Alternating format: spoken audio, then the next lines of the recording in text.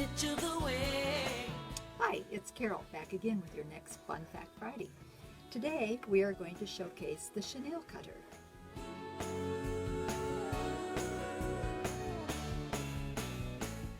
On our Chenille Cutter, there are two parts to it, the channel guides and the ratchet disc.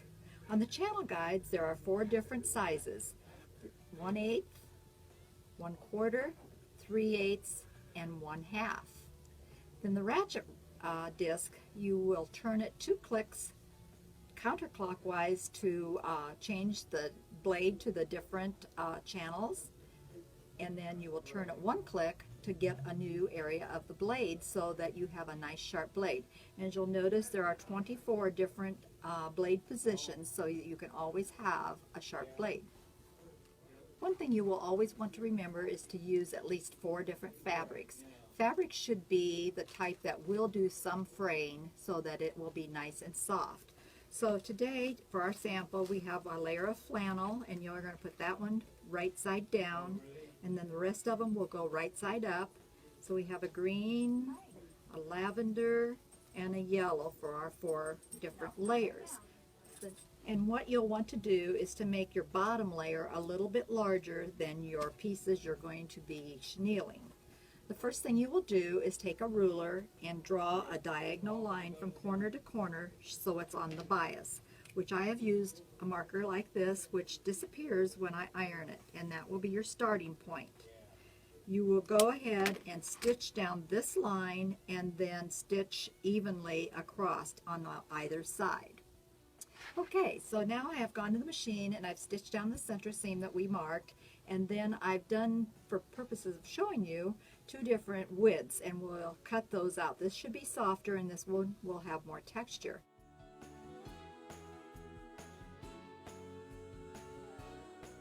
Okay, we are going to use the extra large channel here, and I have moved my blade to that center where you can see the blade there. So then you take and you're just going to cut through the top 3 layers. So you grab hold of your bottom and then you just slide that right through like so. And then you skip over to the next one and the next.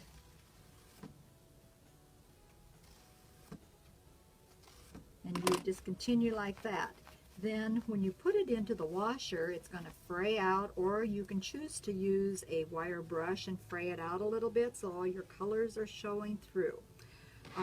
Before we try a brush on that, let's turn it over and show you how it looks when you do the narrower ones, which will be a softer look. Okay, now we will have to turn our blade with our ratchet disc. So since I want to use the very smallest one, I will have to turn my ratchet until I see the blade here in the small area.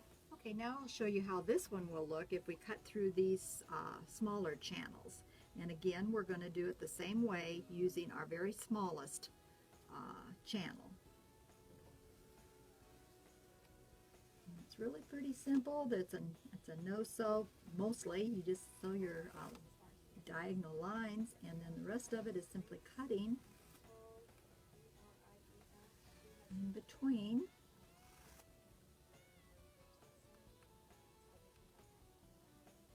And sometimes it gets a little bit of the fabric caught in there, and you will need to clean that out to make your cut more smoothly.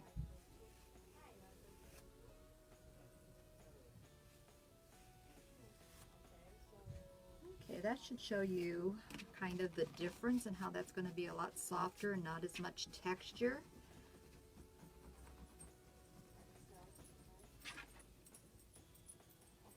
Okay, I'll show you how you can just use the wire brush and just kind of fuzz it up a little bit.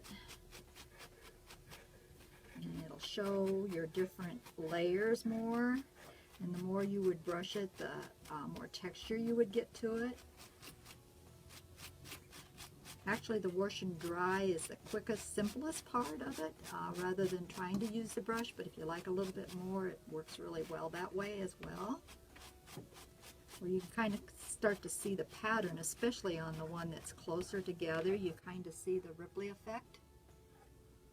Or this would be more texture, and I think it would show up more once it is washed and dried. But just to kind of show you the different ways that you can make it look.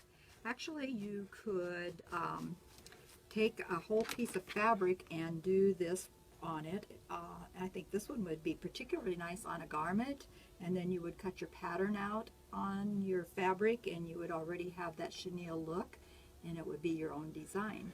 You could do it on garments. You could do flowers to put onto a garment and just use your imagination. Have fun. If you were going to do something with a figure or a panel, what you would want to do is to purchase three of the same panel and layer them directly on top of one another so that your design shows through just like it would if it was looking just at the one panel. Probably to do that, you might want to use some spray adhesive as you lay each layer down so that they don't shift on you as you sew your diagonal lines. So if you were making a blanket, like we showed you in the beginning, you would square your fabric up and then you would bind it and you would have your blanket with no quilting involved and you'd be all done. And so we want you to have fun and hope you enjoyed this tutorial.